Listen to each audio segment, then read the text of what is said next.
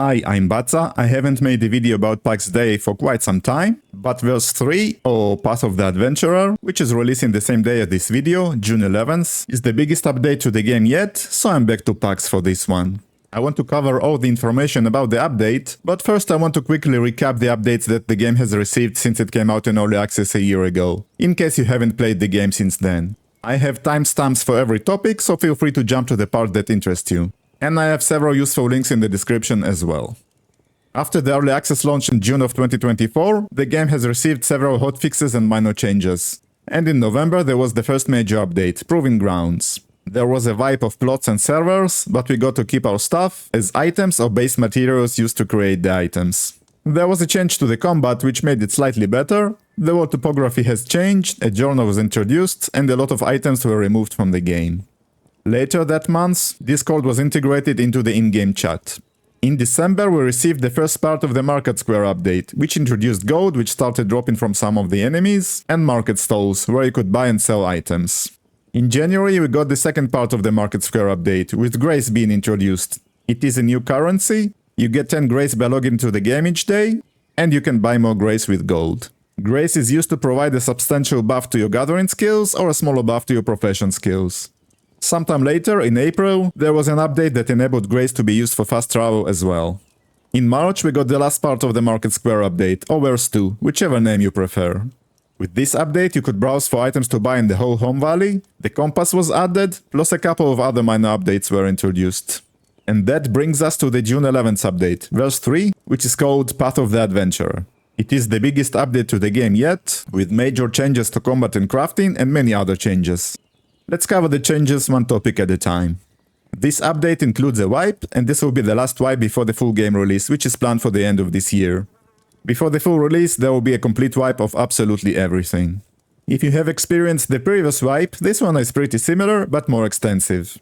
All your plots will disappear, and everything you built, placed, stored or put for sale at the market stalls will be removed and placed in your redeeming queue as base ingredients. So for example, a steel armor piece will be converted to pure iron and animal hide, linen thread and cloth will be converted to flax, etc. This wipe the combat skills are being reset as well, but you get to keep your crafting skills, gold and grace. The sigils from the named enemies are not coming back, because they will no longer exist in the new update. But faction relics like Tattered Sigils still exist, and you will get them back when your magic gear will convert to its base ingredients. The province maps are being changed, and the number of home valleys in each province was increased from 6 to 10. The Wildlands area was slightly decreased. Server upgrades have been made, so each home valley can host more players. Keris and Miri have switched places on the map. There will be more enemy camps throughout the map. There will be only one server per region in verse 3, but more will be added if there's a need for it. Petra Day stones are being overhauled. There will be basic crafting stations and some storage at the Petra Day. This was made to make the newbie experience better and also enable players to play without a subscription after the full release.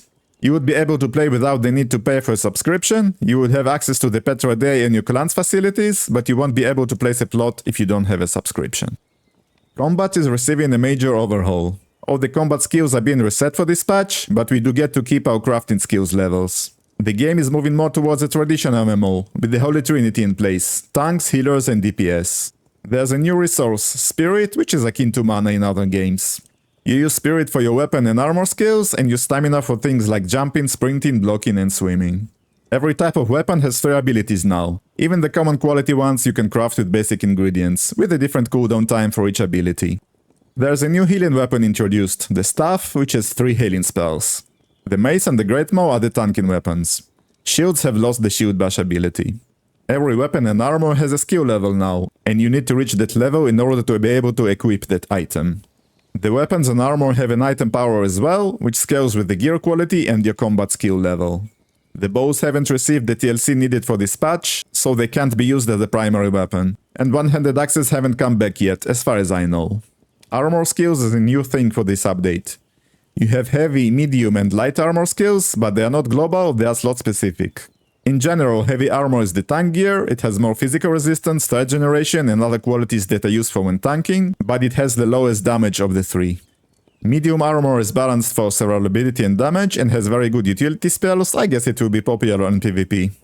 Light armor has the weakest defense, but it has the highest damage and healing, and it would be the choice of most DPS and healers in PvE scenarios. There will be fewer equipment slots in the new patch, and the 4 core gear pieces, head, chest, legs and feet, will receive a spell each, even at common quality, with heavy armor having spells useful for tanks, and medium and light armor having spells useful for DPS and healers. As you can see in these examples, every piece of armor now has a lot of different attributes. You don't have to wear the same type of armor in every slot. You can mix and match the 3 different armor types according to your needs. Gear items now have a rarity, common, uncommon and rare. The common ones don't require relics. The jewel crafting items haven't received an update for this patch, so they still don't provide any benefits when wearing them. The enemies underwent a complete rebalance, so dungeons should be harder now. Crafting is also being changed in a big way in this patch, with smithing, leatherworking and tailoring receiving the biggest changes. We only got the post detailing the changes, we still need to see how it works in game, but the changes are meant to make the initial crafting easier, to reduce confusion, to lower the dependency on other professions when leveling a specific one, and changing the gathering to crafting time spent. We would spend more time gathering items and a lot less time standing at the benches crafting them. Building is also receiving some updates, like the limestone set, granite foundations and other additions. And we also have goats now, mountain goats. If you wonder whether you should come back for this update, I think if you want to check out the new combat, crafting and new building pieces, then it's not a bad idea to check out this patch. If you are interested in PvP, then you better wait for the next big update in 3 months' time, which will be focused on that aspect of the game. If you don't like the idea of a full wipe in 6 months' time for the full game release, you probably better wait for that. Well, that's all I wanted to cover for this video. I will have less time to play the game and make content for the next week or 2, but hopefully I'll make new guides for the game, as most of my old ones will become outdated with this update. That's all from me, Batsa signing out.